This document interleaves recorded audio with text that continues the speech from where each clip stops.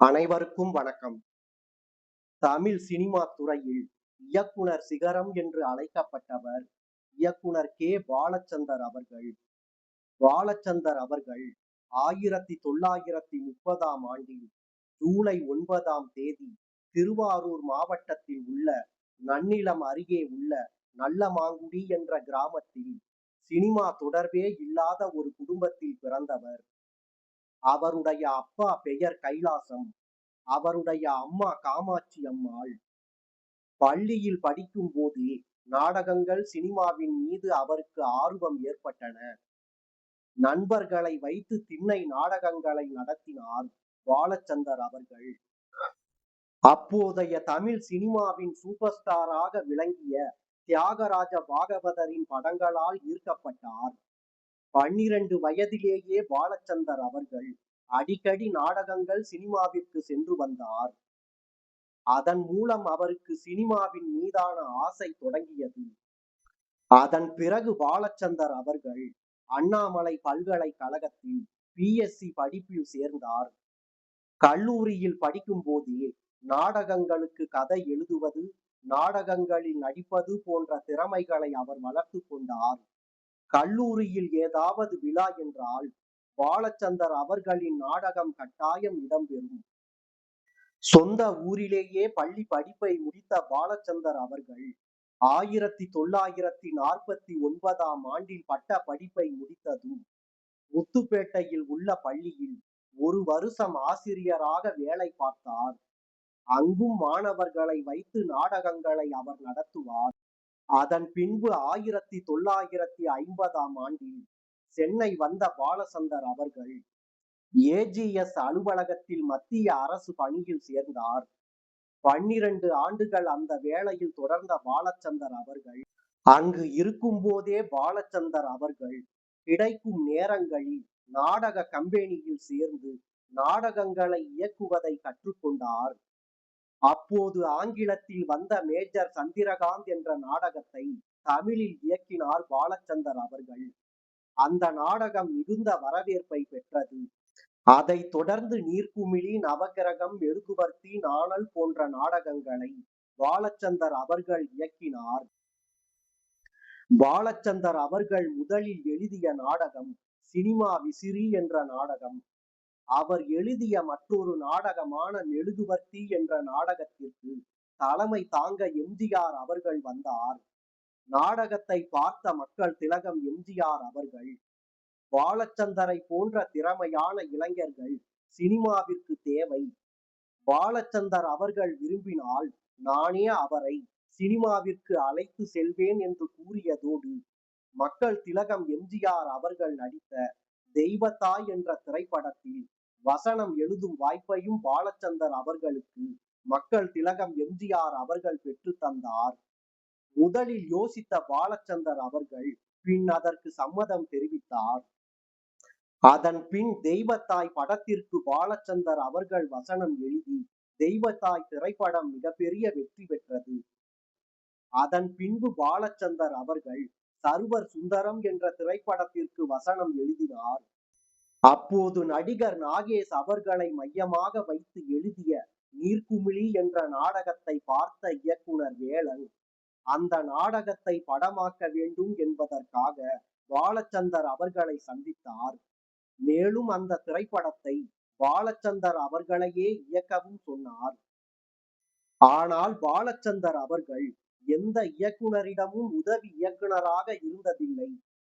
அதனால் ஒரு பக்கம் அவருக்கு திரைப்படம் இயக்குவதில் பயம் இருந்தாலும் அதற்கு சம்மதம் தெரிவித்து அந்த படத்தை இயக்கி வெற்றியும் கண்டார். அதன் பிறகு பாலச்சந்தர் அவர்கள் எதிர்நீச்சல், நவகிரகம், மெழுகுவர்த்தி, நாணல் போன்ற நாடகங்களை திரைப்படங்களாக இயக்கினார். அதனைத் தொடர்ந்து பாலச்சந்தர் அவர்கள் நினைத்தாலே இனிக்கும், 3 முடிச்சு, அவள் ஒரு தொடர்கதை, அபூர்வ ராகங்கள் என்று பல திரைப்படங்களை இயக்கினார். பாலச்சந்தர் அவர்கள் இயக்கிய தண்ணீர் தண்ணீர் என்ற திரைப்படத்திற்கு சிறந்த திரைக்கதைக்கான தேசிய விருதையும் அவர் பெற்றார். பாலச்சந்தர் அவர்களின் திரைப்படங்களில் உறவுகளில் ஏற்படும் சிக்கல்கள், சமுதாய சிக்கல்கள் மைய கருத்தாக இருந்தன. பல திரைப்படங்களை இயக்கி வெற்றி கண்ட கே பாலச்சந்தர் அவர்கள் பார்த்தாலே பரவசம் என்ற திரைப்படத்தை கடைசியாக இயக்கினார். அது அவருடைய 100வது திரைப்படமாகும். 100 படங்களை இயக்கி இமலாய சாதனை புரிந்து இயக்குனர் சிகரமாக நிமிர்ந்து நின்றார் பாலச்சந்தர் அவர்கள். கமல், ரஜினி, சிரஞ்சீவி, பிரகாஷ்ராஜ், பூர்ணம் விஸ்வநாதன், சார்லி, விவேக், எஸ்.பி. பாலசுப்ரமணியம் என இவர் அறிமுகப்படுத்திய நடிகர்கள் ஏராளம். தேசிய விருது, மாநில விருது, பத்மஸ்ரீ விருது, அண்ணா விருது, கலைஞர் விருது, பல பல்கலைக்கழகங்களின் டாக்டர் பட்டம், இந்திய சினிமாவின் உயரிய விருதான தாதா சாஹேப் பால்கே விருது என இவர் பெற்ற விருதுகள் ஏராளம். கே பாலச்சந்தர் அவர்களுடைய மனைவியின் பெயர் ராஜம். கவிதாலயா நிறுவனத்தின் தயாரிப்பில் இருக்கும் புஷ்பா, கந்தசாமி, கைலாசம், பிரசன்னா என இவருக்கு 3 குழந்தைகள். பிஎஸ்சி முடித்துவிட்டு முத்துப்பேட்டையில் உள்ள பள்ளியில் 1 வருஷம் ஆசிரியராக பணியாற்றினார். இந்த காலம்தான் என் வாழ்வில் தென்றல் தாளாட்டிய காலம் என மகிழ்ச்சி அடைவார். கே பாலச்சந்தர் அவர்கள் ஆரம்ப காலத்தில் சென்னையில் ஒண்டு குடித்தனம் நடத்தியது கலைஞர் அவர்களின் வீட்டுக்கு அருகே 3வது தெருவில். அப்போது கலைஞரை சந்திக்க வேண்டும் என பாலச்சந்தர் அவர்கள் ஆசைப்பட்டார். அந்த கனவு அவர் நாடகங்களில் பிரபலமானதற்கு பிறகு நினைவாகியது. ஜெயபிரதா, சரிதா, சுஜாதா, ஸ்ரீபிரியா என கே பாலச்சந்தர் அவர்கள் அறிமுகப்படுத்திய நடிகைகளின் பட்டியல் ஏராளம். கே பாலச்சந்தர் அவர்கள் நடிகர் திலகம் சிவாஜி அவர்களின் நடிப்பில் எதிரொலி என்ற ஒரு திரைப்படத்தை மட்டும் இயக்கியுள்ளார். அதே போல ஜெயலலிதா அவர்களின் நடிப்பில் மேஜர் சந்திரகாந்த் என்ற ஒரு திரைப்படத்தை இயக்கியுள்ளார். மலை அருவியும் கடற்கரையும் கே பாலச்சந்தர் அவர்களின் திரைப்படங்களில் கட்டாயம் இடம்பெறும். அச்சமில்லை அச்சமில்லை என்ற திரைப்படத்தின் டைட்டிலில் நடிகர்களின் பட்டியலோடு மலை அருவியின் பெயரையும் சேர்த்தவர் பாலச்சந்தர் அவர்கள். பாலச்சந்தர் அவர்களை மானசீகமாக மிகவும் பாதித்த நடிகர் நடிகவேல் எம்.ஆர். ராதா அவர்கள். நாடகங்களில் அவர் நடிப்பை பார்த்த பாலச்சந்தர் அவர்கள் பிரமித்து பேசுவார். அறிஞர் அண்ணா அவர்களை பாலச்சந்தர் அவர்களுக்கு பிடிக்கும். 2 கோடுகள் என்ற திரைப்படத்தில் அண்ணா அவர்களை காட்டுவதற்கு பதிலாக அவர் குரலை பதிவு செய்தது அப்போது அதிக வரவேற்பை பெற்று ரசிக்கப்பட்டது. படங்கள் பார்த்து அது தன் மனதை பாதித்து விட்டால் உடனே அந்த படத்தின் இயக்குனருக்கு நீண்ட ஒரு கடிதத்தை எழுதுவார் பாலச்சந்தர் அவர்கள்.